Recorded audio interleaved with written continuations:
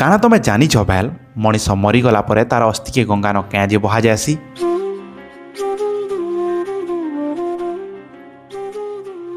आमर हिंदू धर्मर पुराण साहित्य हिसाब से गंगा नदी और तार पैन के सबुथुरु पवित्र बोली कहुई। बहुत सारा पुराण रे तो मोक्षदायिनी भी कहुई।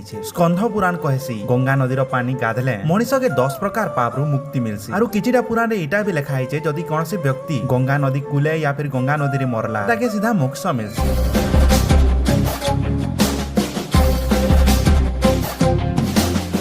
एतकी सब जानला पर मने गोटे क्वेश्चन डे आसी कि गंगारे हाथ डालबार प्रथाटा पहला आरंभ किए कला।